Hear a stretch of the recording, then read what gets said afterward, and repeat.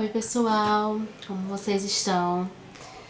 É com muito prazer, né, que nós estamos iniciando essa disciplina juntos novamente, a disciplina de SUS, né, e aí eu até fiquei de encaminhar para vocês durante a semana um vídeo falando um pouco, né, sobre a proposta de disciplina, como que eu tô pensando, mas eu acabei não enviando, eu já peço perdão a vocês por isso, tá?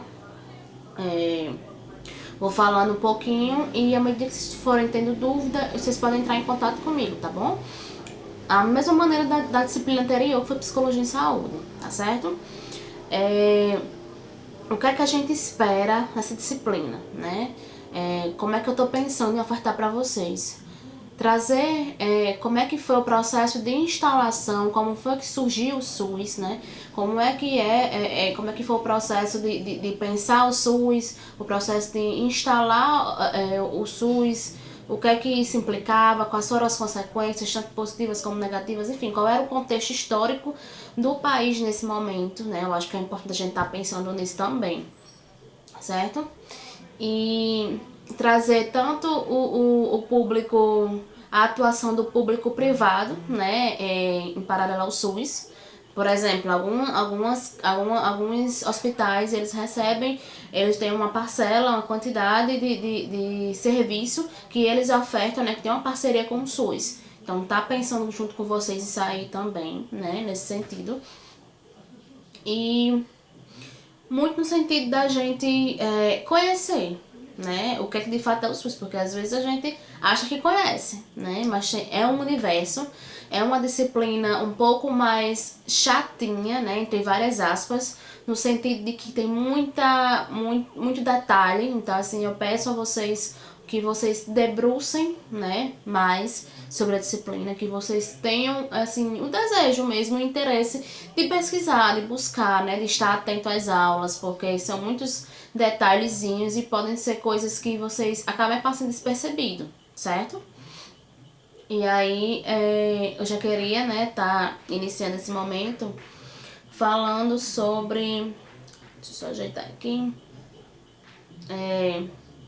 Trazendo uma reflexão, né? Se não for para iniciar com a reflexão, não sou eu, mas iniciando com a reflexão de que, olhando pra gente, né, enquanto ser humano, a gente tem o hábito de falar do que a gente não conhece, a gente tem o hábito de falar de algo que a gente não provou, de algo que a gente não experimentou. Por exemplo, digamos que eu tem um exemplo bem esdrúxulo, tá, gente? Obviamente não se compara, mas foi o que chegou pra mim agora, que eu acho que talvez seja mais acessível pra vocês. Digamos que eu tenho um relacionamento, e aí eu termino meu relacionamento, não dá certo, e aí o meu ex-parceiro, ele tá com uma outra pessoa, e eu enquanto... ex-parceira, né, ou ex-parceiro, eu tenho o hábito de falar do atual companheiro do meu ex sem nem conhecer. Aí vocês vão pensando, tá? Por que eu tô trazendo isso? Porque às vezes a gente tem um péssimo hábito de falar de algo que a gente não conhece, de algo que a gente não viveu, de algo que a gente não experimentou. Às vezes, por ser uma reprodução, né, de algo que alguém já falou pra gente, às vezes alguém teve uma experiência que não foi interessante, partilha, a gente acaba meio que se apropriando sem vivenciar aquilo. Às vezes porque a gente já tem uma experiência que também não é muito bacana, né, a gente acaba meio que generalizando, e eu até entendo, né, que às vezes quando a experiência não é legal, a gente tem medo, né, às vezes a nossa fala não é outra coisa, é porque a gente tem medo, né, de que isso volte a acontecer, enfim. Muitas coisas podem estar influenciando, não é verdade? E aí, com o SUS não é diferente, né, com o Sistema Único de Saúde. Muitas vezes a gente nem percebe a nossa fala, a nossa narrativa, né? E a gente fala e porque de fato tá tão assim naturalizado, tá tão arraigado na nossa cultura o falar mal do SUS, que às vezes a gente nem... aquilo que a gente tá falando nem é tão coerente com o que acontece, né? Mas eu também não julgo, eu entendo. Só estou lançando essas reflexões para que a gente possa começar a olhar para os nossos processos. Será que a gente é essa pessoa, né? Como que a gente enxerga, como que a gente faz, certo? E aí, como nós estamos hoje, né? Eu acho que é interessante a gente começar a pensar nisso também, porque a gente precisa entender que a realidade de hoje não foi a realidade de sempre, né? Existiram outras formas de se organizar, outros modos de existir. E isso é importante que a gente compreenda, né? Como sempre, eu gosto de trazer o contexto histórico, porque eu acho que isso é um aspecto básico para que a gente possa entender como que as coisas aconteceram, o que é que influenciou, o que é que está por trás, né? E aí a gente precisa entender que quando a gente pensa no hoje, a gente pensa em filas, né? A gente está pensando no SUS. A gente pensa em filas, a gente pensa em falta de leitos hospitalares, e aí é necessário que a gente compreenda que essa falta de leitos hospitalares, ele é muito em decorrência de uma lógica de funcionamento que por muito tempo era focada, era voltada não na prevenção, né? Mas, e aí quando a gente não pensa na prevenção, a gente também não pensa na estruturação, né? Se eu não estou pensando na prevenção, por que eu vou criar um hospital com muitos leitos, né? Se eu não estou pensando na possibilidade de que de repente o adoecimento do momento ele pode se alastrar, não é verdade? E aí é necessário que a gente entenda, né, que a gente possa analisar e compreender a realidade do setor público de saúde no país, né? Como que isso se dá, né? Como é que a gente pode analisar? É importante que a gente entenda o primeiro marco, né? Que foi, na verdade, o marco, primeiro não, o marco, né? Que foi o marco de 1988, que é a Constituição Federal, né? Que foi o período que foi publicado. E aí a gente precisa entender que existia um serviço de saúde, né, antes do marco, antes da Constituição Federal, e depois da Constituição Federal se teve outra lógica de funcionamento, se teve um outro olhar, né? Então esse marco ele traz essa divisão, né? Justamente para a gente estar pensando o que tem antes e o que tem depois, né? O que foi surgindo depois. E isso é um aspecto importante para a gente começar a compreender minimamente como que foi o processo de instalação do SUS. E aí, em decorrência disso, né, as escassez de recursos, nem sempre tinha recurso suficiente para que se pudesse possibilitar ao funcionário, né, ao profissional de saúde, exercer o seu papel com dignidade, né, com ética, com o mínimo que tem que se fazer, né? E aí a insatisfação, em decorrência disso, a insatisfação dos profissionais, porque como que eu posso ofertar o meu trabalho se muitas vezes eu não tenho um recurso para que eu consiga fazer aquilo, né? E aí eu imagino eu imagino, não, eu sei, né, enquanto profissional de saúde, que muitas vezes a gente tá nesses ambientes. E aí eu já falo enquanto experiência pessoal mesmo, profissional, de ambientes que eu já trabalhei que nem sempre me foi possibilitado, me foi disponibilizado ferramentas básicas que viabilizasse, que possibilitasse o meu fazer profissional. E olha, a gente tá falando de uma profissão, né, da psicologia, que a gente não precisa de ferramentas concretas, né, palpáveis, para realizar um atendimento. Basicamente, o atendimento da psicologia precisa da escuta, né, e da fala. A gente utiliza alguns recursos como algo complementar, né? Mas basicamente é isso. E imagine, às vezes, mesmo assim, nem sempre a gente consegue ter a ferramenta que necessária, né? E imagine quando a gente está falando de profissionais de saúde que precisam de equipamentos mesmo, que para ele realizar necessariamente uma intervenção de saúde, ele precisa daquela ferramenta. E às vezes não tem, né? E é compreensível essa insatisfação. E aí, atrelado a isso, os baixos valores pagos pelo SUS, né, pelos procedimentos médicos hospitalares, Quer dizer, eu estudo, eu me formo, eu entro no mercado de trabalho, né, através do setor público. E aí, nem sempre me tem o recurso necessário, básico, para que eu possa realizar aquela intervenção.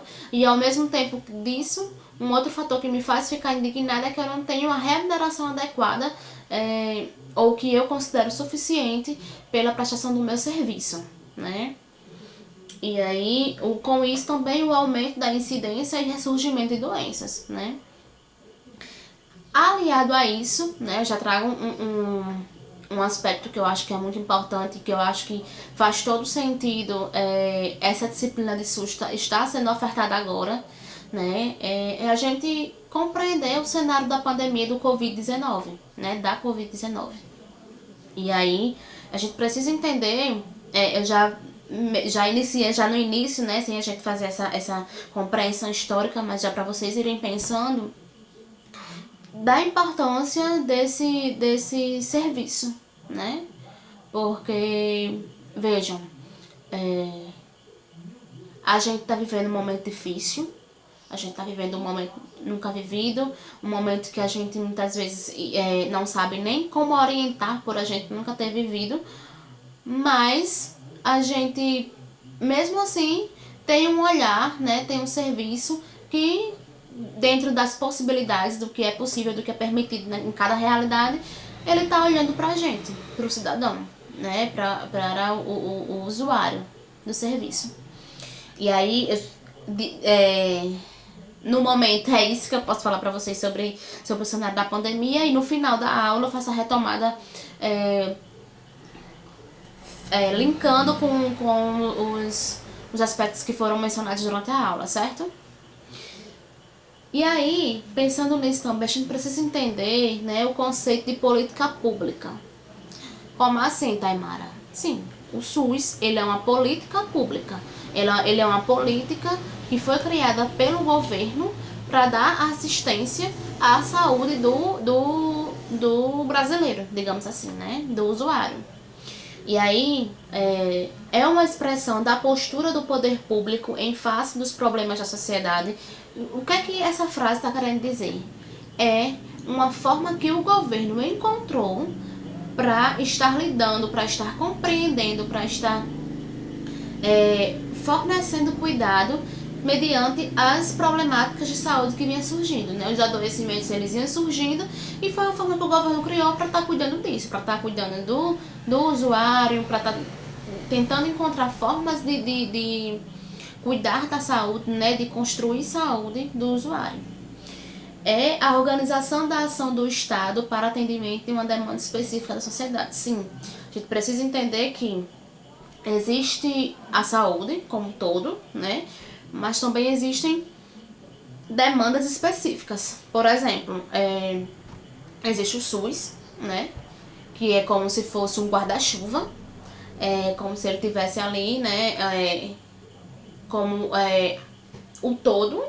E existem ramificações, por exemplo, a saúde da mulher é uma política pública específica, a saúde do idoso é uma política pública específica, a saúde das mulheres, e aí assim, tem muitas atualizações, né? E que bom, porque a gente precisa entender cada realidade. A saúde pública dos homens e mulheres negros, a política pública, né, da comunidade LGBT, né? Então, assim, existe toda uma ramificação. Atentar, né, conhecer, compreender a particularidade de cada comunidade, digamos assim, né, dessa, né? Então, existe o SUS, que é o geral, mas também existem políticas públicas específicas para cada demanda. E aí, programas de ação do governo que devem visar a realização de objetivos definidos, expressando a seleção de prioridades, a reserva de meios necessários à sua consecução e o intervalo de tempo em que se espera o atingimento dos resultados. Então, assim, é uma política pública que necessariamente precisa ter um planejamento, precisa ter uma programação. Então, por exemplo, existe uma campanha X, campanha da dengue, por exemplo. Então, existe todo um formato, uma estrutura de planejamento, de organização, de de se programar mesmo, né, para essa campanha. Existem os prazos, existe o período de vacinação, existe toda uma estrutura e também existe um prazo para que se tenha os resultados, para que se perceba os resultados que essa campanha teve. Né? Então tem toda uma programação mesmo, né? Não é uma coisa solta, não é uma coisa aleatória. E imagina, eu estou falando de uma campanha, né? De uma situação específica. E quantas o SUS não tem que dar conta, né? Porque os adoecimentos, as patologias estão aí, né? Cada vez mais surgindo, como por exemplo a Covid, que já existia, não é algo novo, mas sofre muita mutação, ela muda e ela ressurge de uma forma diferente, de uma forma nova, né? Então assim, a gente precisa entender isso também. E devem ser a expressão pura e genuína do interesse geral da sociedade. Eu acho que essa frase ela é fantástica, porque ela traz um olhar muito empático, né? O que é empatia? É a gente se colocar no lugar do outro. É a gente olhar pelo olhar do outro, né? Então, quando ele diz que deve ser a expressão pura e genuína do interesse geral da sociedade, o que é que ele quer dizer? Ele quer dizer que o SUS, ele está à disposição para todos, ele é universal, né? E aí eu acho que isso traz uma reflexão pra gente. A gente, obviamente, que a gente entende que nem sempre a gente consegue ter acesso, né? A gente consegue ser rapidamente atendido. Mas veja, não sei se vocês sabem, eu vou até estar disponibilizando para vocês terem, visualizarem isso melhor. Por exemplo, nos Estados Unidos não existe SUS, né? Em outros países não existe SUS. O SUS, ele é uma política pública do Brasil. E da forma que ele é estruturado, ele é muito particular. Por exemplo, nos Estados Unidos, tem acesso à saúde quem pode pagar. Quem não pode, tem que rezar para não adoecer, né? Porque, de fato, não existe saúde pública lá, né? Depois eu vou estar disponibilizando um vídeo para vocês verem um documentário como que funciona, né? A gente também precisa entrar em contato com outras realidades, para que a gente também possa entender a nossa realidade. E aí a gente também precisa entender que a gente precisa voltar ao passado, né? Como que eu vou entender o contexto histórico se eu não voltar ao passado, se eu não entender como que se deu o processo histórico mesmo do país, né? Acompanhando a história do nosso país, porque tá intimamente ligado uma coisa à outra. E aí, pra gente entender melhor, né, eu dividi de acordo com as fases, né, com os períodos históricos. E aí o descobrimento do Império, né, de 1500 a 1889, a República Velha, de 1889 a 1930, que é um período bem marcante, né? Eu vou falar mais na frente. A Era Vargas, né, que é de 1930 a 1964, que é o período da ditadura militar. Autoritarismo, de 64 a 1984. A Nova República, de 1985 a 1988. E o período que a gente chama de pós-constituinte, né, que é de 1989 até os dias atuais, certo?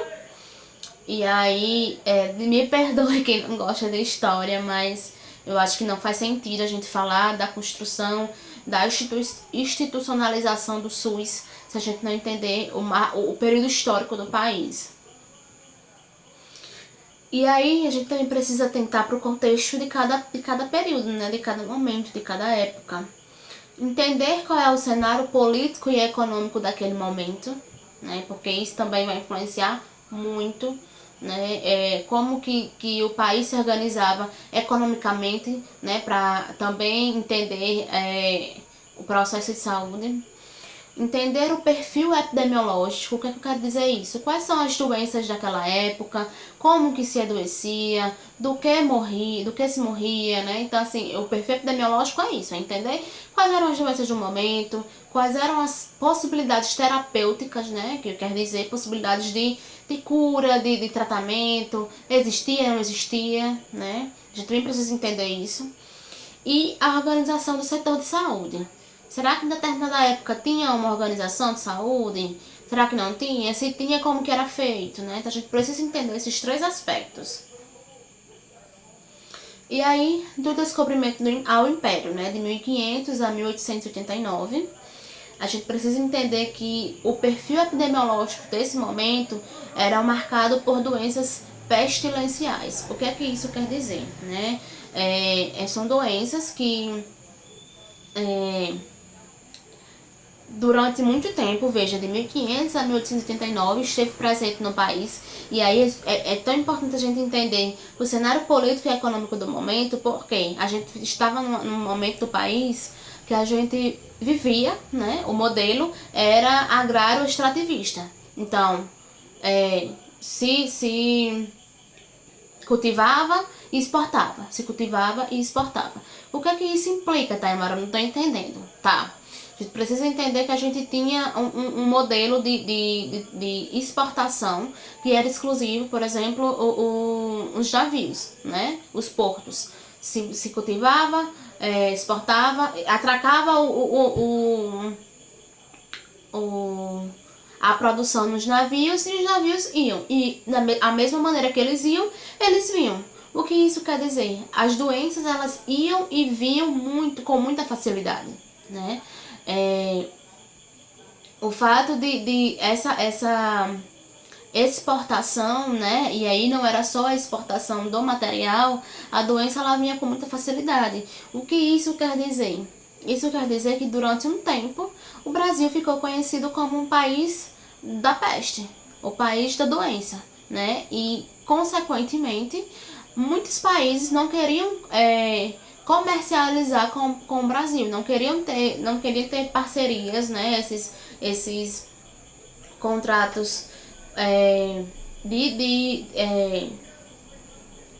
que necessariamente, né, implica na questão econômica, no aspecto econômico, porque veja, um país que está exportando, né, com muita facilidade, porque de fato o país tinha material que era específico do país, então quase todos os países queriam, né, fazer comércio com o Brasil, e aí o Brasil começa a exportar a doença e começa a ganhar essa fama. Então, a partir do momento que os outros países não querem comercializar com o Brasil, isso traz uma influência, né, traz uma repercussão para o aspecto financeiro. E aí começam a se pensar nisso também. Nesse período, a organização do setor saúde se dava a partir dos boticários, né? O que são boticários? Eram farmacêuticos, né, entre várias aspas, porque eles não tinham esse saber, eles não estudaram para isso, mas eram pessoas que conseguiam ter um bom manuseio, né, das ervas, e eles conseguiam produzir alguns materiais. Então, isso fazia com que as pessoas também os procurassem, né? Então, os boticários, os curandeiros, a medicina liberal, né, que era esse acesso pelos profissionais de saúde de uma forma privada, mas vale salientar que, por exemplo, até 1880, na década de 80, né, nesse período, só existiam 4 profissionais da medicina no país. Vejam, 4. Né? Então, nem todo mundo, além da escassez de profissional, né, de médico, nem todo mundo conseguia acessar, porque ele vinha através do setor privado. E a gente está falando de uma realidade de um país que nem todo mundo tinha acesso, nem todo mundo tinha capital para isso, né? Então acabava que, mesmo tendo poucos profissionais, né, mas mesmo tendo, nem todo mundo conseguia ter acesso a eles. E aí com isso também os altos preços das drogas, né, dos remédios, das medicações, que eram oriundas de Portugal e do Oriente. Então uma outra forma era poder ter acesso à medicação que vinha de Portugal e vinha do Oriente. Mas aí para isso também precisa ter capital. E nem sempre eu tenho, né? Então, as pessoas que conseguiam ter acesso eram as pessoas que tinham uma condição financeira melhor. E, aliado a isso, os saberes curativos dos indígenas e dos jesuítas, né? Então, não existia uma organização de saúde, né? Existiam práticas que eram mais acessíveis a uma parte da população, a grande parte da população, e existiam práticas que eram acessíveis a outra parte da população, que era aquela que tinha condições de pagar, né? E aí a República Velha, né, que é outro período, E aí o perfil epidemiológico, né, que como eu já expliquei, é o perfil, é pensar como que se adoecia, de que se adoecia, como que era o tratamento, se existia, não existia tratamento, de que a pessoa morria, enfim. Esse período, né, existe um predomínio de doenças transmissíveis, grandes epidemias e doenças pestilenciais, fruto da migração, né, da imigração, da formação de aglomerados e das precárias condições de saneamento básico. Tá. O que você está querendo dizer com isso, Taimara?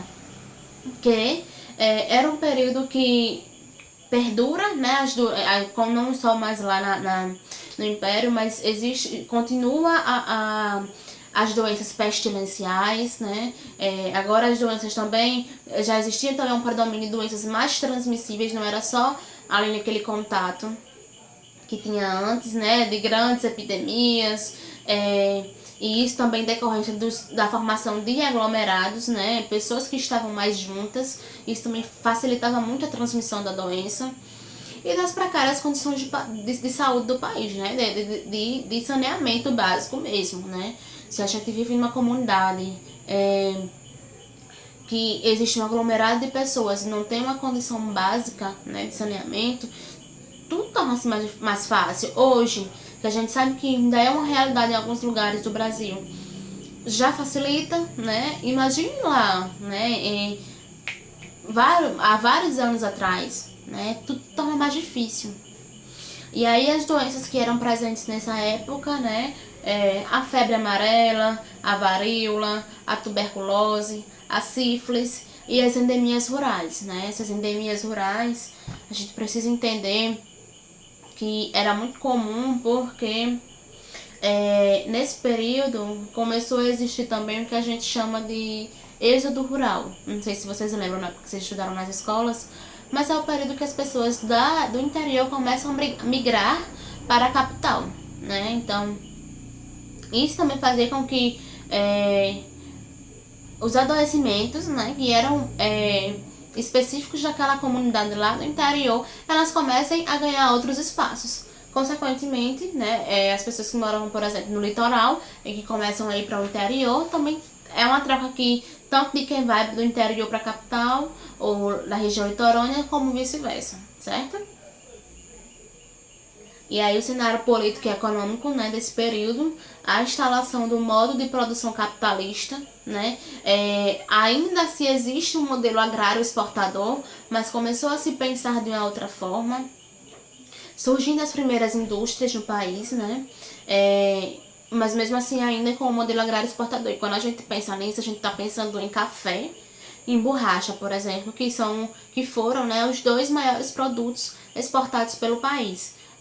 O café, que foi o Brasil chegou a ser conhecido, né, por muito tempo como o país do café, né? Quando se pensava em Brasil, se pensava logo no café. Então, de fato, ele foi uma mercadoria muito importante para até mesmo estabelecer vínculos comerciais com outros países. E aí a instalação do modelo capitalista no Brasil, né, as primeiras indústrias, e aí o investimento que é estrangeiro. Se eu sei que no Brasil tem, por exemplo, eu percebo que no Brasil tem um potencial muito grande para se desenvolver determinada coisa. Então, eu como comerciante, eu como empresário, empreendedor, eu saio do meu país e eu vou investir nesse país porque eu percebo que logo lá na frente isso pode me dar um retorno financeiro muito grande. Então o país ele começa a ter investimentos estrangeiros muito fortes, o que impulsiona, né, o que motiva, o que lança a forma de organização industrial, digamos assim. E aí, aliado a isso, as precárias condições de trabalho e de vida das populações urbanas, né? E aí, a gente está falando do surgimento de movimentos operários, especificamente a greve de 1917 e 1919. Quando eu falo que são precárias condições de trabalho, eu estou falando que não tinha uma definição de horas trabalhadas por dia, né? Não tinha condições de trabalho adequadas. Eram, por exemplo, às vezes os espaços não tinha luminosidade suficiente, às vezes tinha umidade, muita umidade. Não se tinha, por exemplo, um horário, uma definição de horário para se alimentar. Então, assim, era uma exploração, né? E a gente sabe o quanto que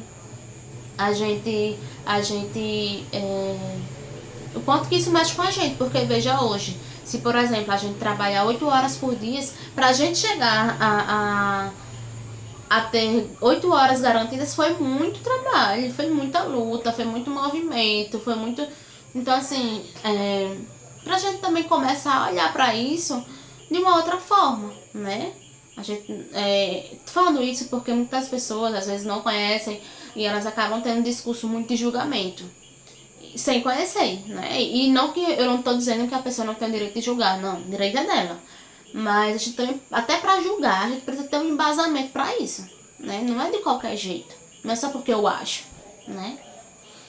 E aí, pensando nesses movimentos operários, né?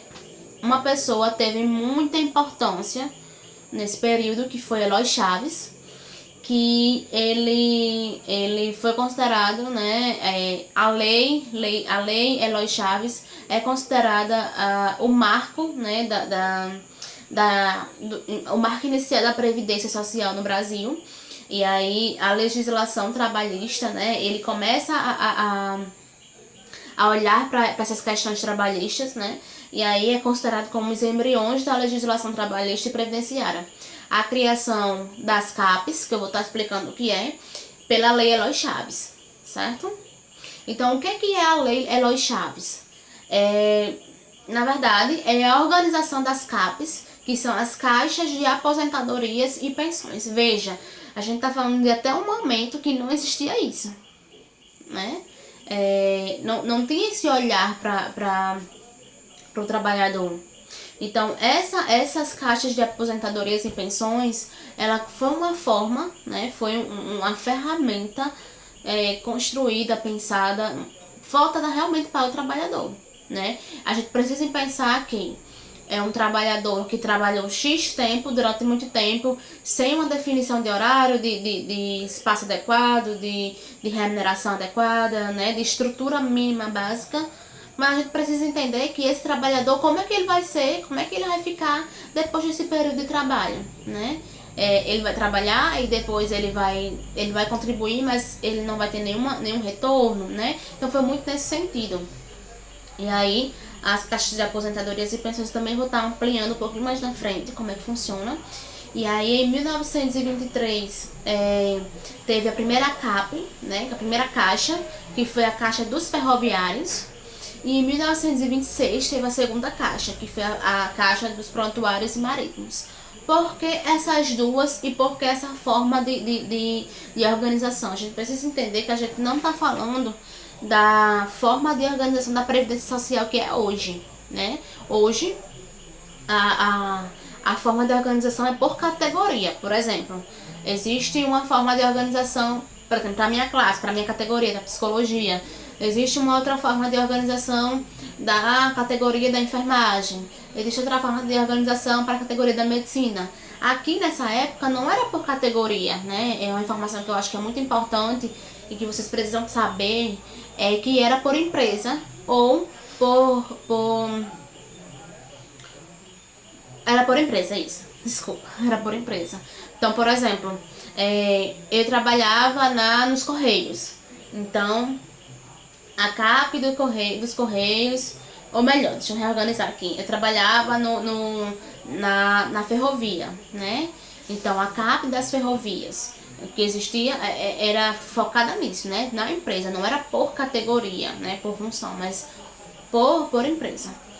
Então, por que as primeiras foram as ferroviárias e as marítimas? Porque essas eram as principais formas de transporte, né? Tanto de pessoas como de mercadoria. Então foram as primeiras a serem pensadas por isso, certo? E de fato a Lei Eloy Chaves foi o primeiro, né? Foi o marco inicial da Previdência Social no Brasil. Foi o primeiro movimento que se começou a pensar nesse retorno financeiro como uma forma de cuidado também com o funcionário. E aí, como que funcionavam as CAPs, né? Por instituição, era isso que eu ia dizer naquela hora e acabou fugindo. Por instituição ou por empresa, né? É importante que a gente tenha isso muito gravado, muito forte. Através de aposentadorias ou pensões, né? Aliado a isso também era possível ter serviços funerários, socorros médicos para as famílias e medicamentos por preço especial. Então as pessoas, a gente precisa entender que a gente está falando de uma lógica de funcionamento que ainda não era acessível para todo mundo. Então veja, as pessoas, nem todo mundo tem acesso à saúde, né? Mas aqueles que tinham eram os que já tinham uma condição financeira, tinham um capital que pudesse proporcionar isso. E acesso à sua família da mesma forma. Então as CAPs, né, as caixas de aposentadorias e pensões, elas também davam direito de contemplar a família, mas quem tivesse dentro desse modelo, desse perfil. Obviamente que isso aí também precisava ter um movimento do funcionário. Não era, por exemplo, a companhia ferroviária que ia fazer para todo mundo de livre e espontânea vontade. Não. O funcionário que queria, ele ia lá, se movimentar, falava o interesse e as instituições se organizavam. É importante também falar para vocês que não é como é hoje. Então, o próprio empregador, né? Eu vou falar isso mais na frente, para não adiantar. E aí, assim, interessante que aliado a tudo isso, né, as aposentadorias e pensões, os serviços funerários, os socorros médicos para a família e um preço especial para os medicamentos, também existia uma assistência por acidente de trabalho. Interessante que não se pensava em prevenção, né? Não tinha um olhar para a prevenção da saúde do trabalhador, mas tinha um olhar para o pós-acidente, né? Então, se acontecesse dele se acidentar, ele tinha uma assistência por causa do acidente de trabalho. E aí, pensando no financiamento, né, e na gestão dessas caixas, dessas CAPs, na relação trabalhador-empregador, como que acontecia? O empregador recebia seu salário, ele dava aquele valor que era correspondente ao valor das CAPs, entregava para o empregador, e o empregador, ele mesmo, ia resolver pessoalmente essa situação. Então, ele tinha umas caixas que eles organizavam. Então, cada empregador que estava, que tinha um desejo, ele dava o dinheiro para o empregador e o empregador depositava nessas caixas. Quando ele necessitasse, ele tinha um retorno, né? Então, tinha toda uma lógica diferente de organização de hoje, né? E a assistência médica aos trabalhadores, né? Então, além da família, o próprio funcionário ele também tem acesso a essa assistência médica. Veja, acho que é importante colocar aqui que, de fato, não é como hoje, né? Mesmo a gente levando em consideração que muitas vezes hoje não é da forma como deveria ser, mas a gente está falando de um marco, porque até esse momento não existia um olhar, né? E aqui começa a se organizar, começa a ter a organização de uma estruturação do serviço de saúde, né? Ainda não é, mas está começando a ter esse movimento. Então é um marco importante, né? Para a gente entender. E aí o cenário político e econômico, né, as ameaças aos interesses do modelo agrário exportador, o Brasil começa a ter as indústrias, né, começam a florescer, começam a surgir, os empresários começam a ter um olhar diferente para as empresas. Espera aí, que movimento é esse, né, que está começando a dar mais lucro, que eu começo a trocar o funcionário por uma máquina e isso sai mais barato pra mim, né? Então, assim, começa a se pensar numa outra forma. E o modelo agrário exportador começa a ficar de lado. E aí, em relação a isso, começa a ter uma intervenção do Estado, né? O Estado começa a dizer que é bom, né? Que a gente possa investir, que isso vai ser bom, que isso vai trazer uma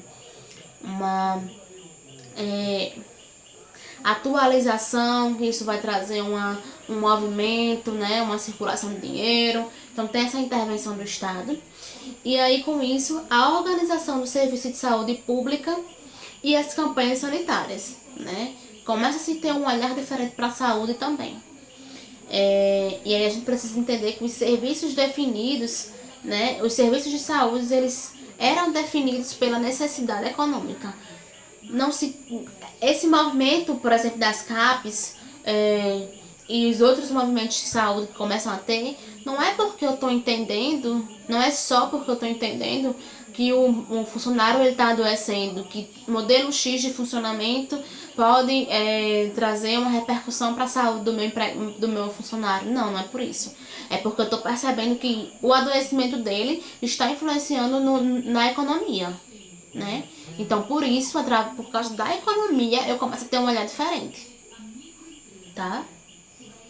E aí a organização, né, do setor de saúde, o acesso da população, né, que passa a ser de forma realmente pela medicina liberal e pelos hospitais filantrópicos, né, medicina liberal, aqueles que podem, né, que têm um capital, que podem ter a pagar financeiramente falando, eles têm acesso à medicina liberal.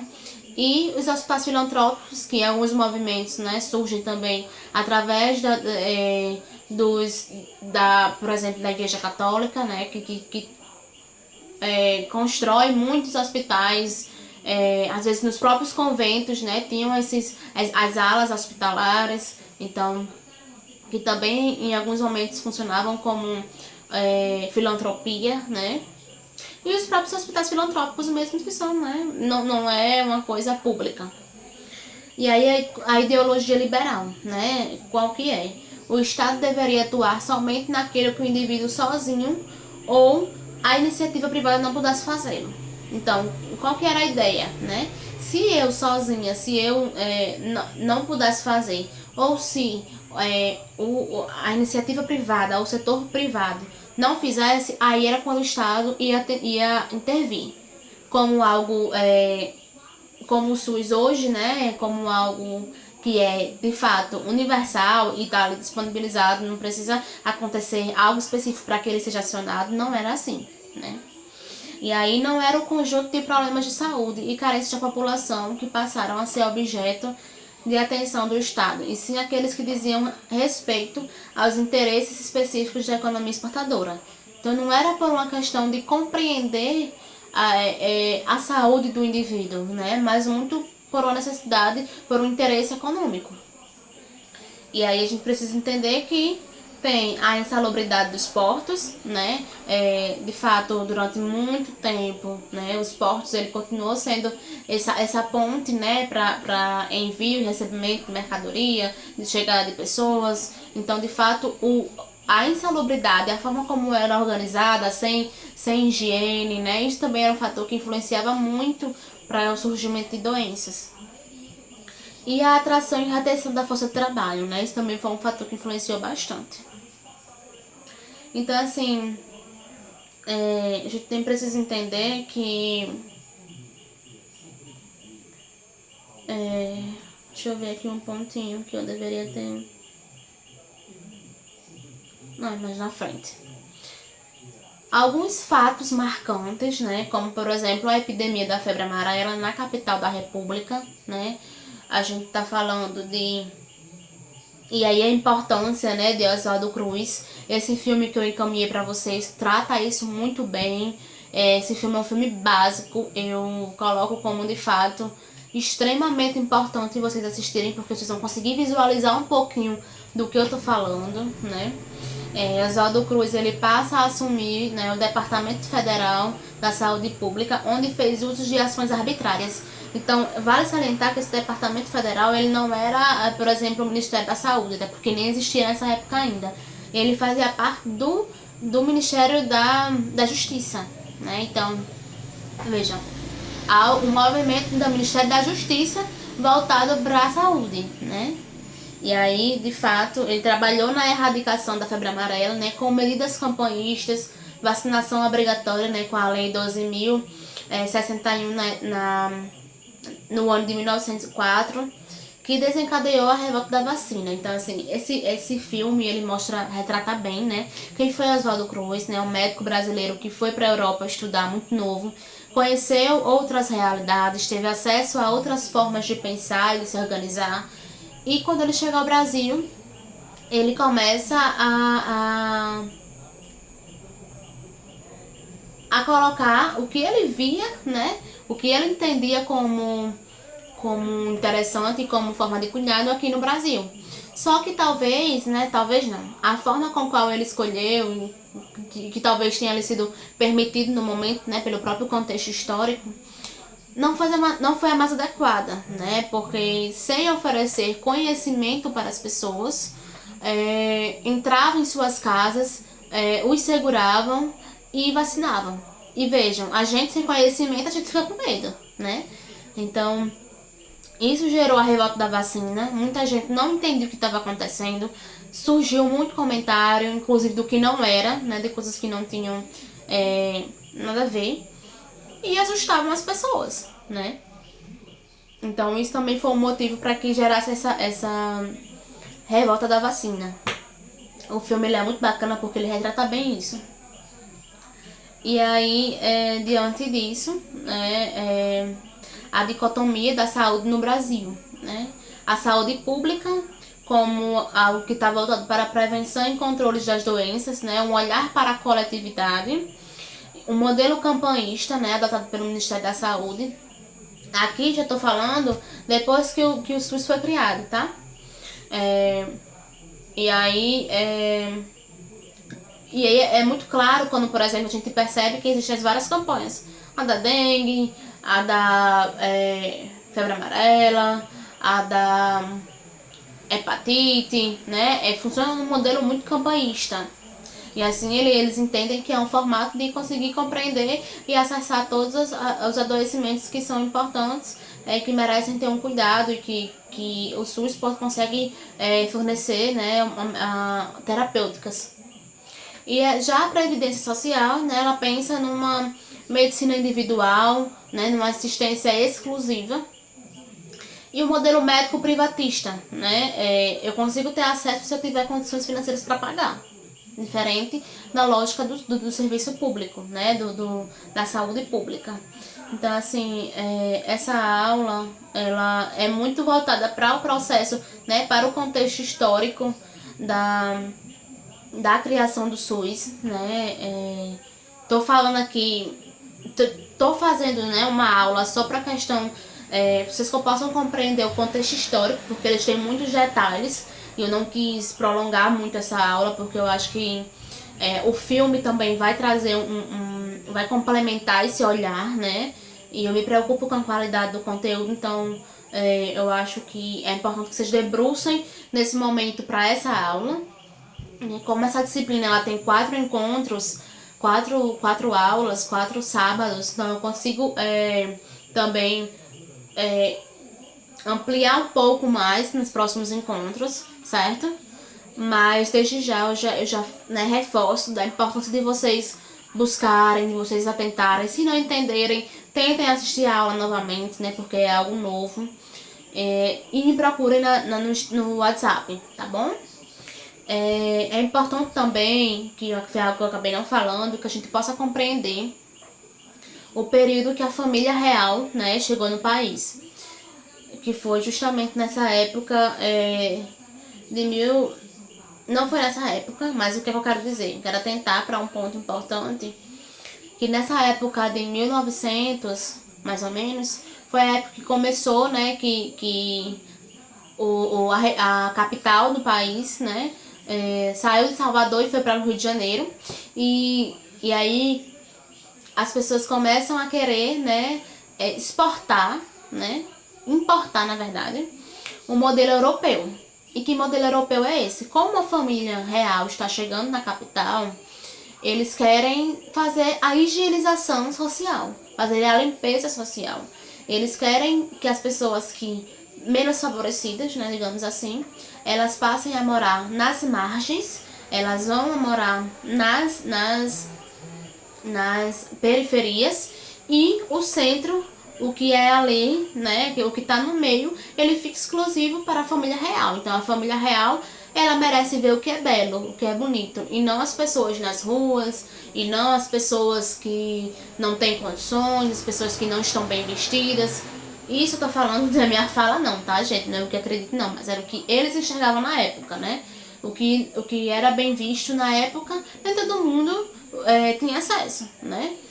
O que era para eles considerado bonito, nem todo mundo estava nesses padrões. Então, foi nesse processo de higienização, de limpeza social, que se começaram a surgir as favelas, os barracos. Na verdade, os barracos, né? E a partir dos barracos, as favelas. Por que as favelas, por exemplo, no Rio de Janeiro é daquele jeito, né?